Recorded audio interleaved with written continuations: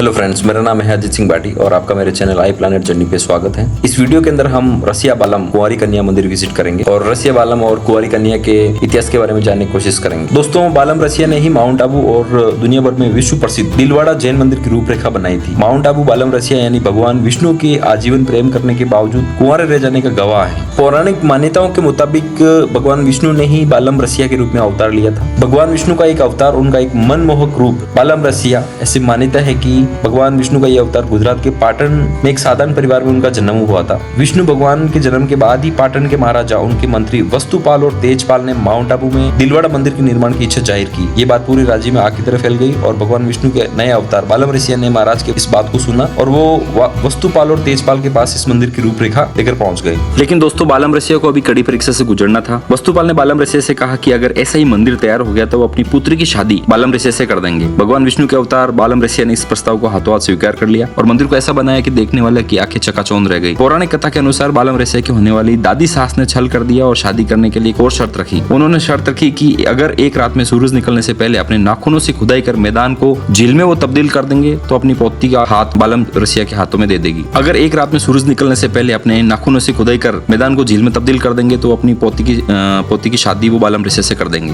दोस्तों, जाहिर है कि बालम रसिया भगवान विष्णु के अवतार थे तो उनके लिए कोई काम मुश्किल नहीं था। उन्होंने 1 घंटे में ही ऐसा कर दिखाया और इस तरह माउंट आबू बन गई नक्की झील। मीठी पानी की ये नक्की झील राजस्थान की सबसे ऊंची झील है और सर्दियों में अक्सर जम जाती है। ये झील बालम रसिया ने नाखून से खोदकर बनवाई थी, इसलिए इसे नक्की झील यानी नक या नाखून यानी नक्की झील के नाम से जाना जाता है, क्योंकि नाखून से खोदी गई थी। और झील से चारों ओर जो पहाड़ियां, उनका दृश्य भी बहुत ही सुंदर दिखता है। फिर भी बालम रसिया की होने वाली दादी सास ने अपनी पोती का विवाह उनसे नहीं किया। दरअसल उन्होंने ये छल किया था और वो मुर्गा बन गई और मुर्गा बनकर उसने बांग दे दिया था। ऐसा करते देख भगवान विष्णु क्रोधित हो उठे और उन्होंने अपने होने वाली दादी सास का वध कर दिया था, यानी उनको मार डाला था। बाद में ये जगह कुंवारी कन्या के रूप में मशहूर हो गई। दादी सास मरते मरते भगवान विष्णु और अपने पोती को पत्थर के रूप में परिवर्तित होने का अभिशाप दे दिया था। वो खुद भी मर गए और उन्होंने अभिशाप से भगवान विष्णु यानी बालम रसिया का विवाह कुंवारी कन्या से नहीं हो सका और वो दोनों कुंवारे रह गए। ये स्थान इस बात का गवाह है कि भगवान विष्णु कुंवारे रह गए थे और उनका विवाह नहीं हो सका। औरतें इस मंदिर में आती हैं और चूड़ियां चढ़ाती हैं, जबकि इस टीले का पत्थर मारने की मान्यता है। पौराणिक कथा कहती है कि इसी जगह पर भगवान विष्णु ने अपने होने वाली दादी सास का वध किया था और उन्हें दफनाया था।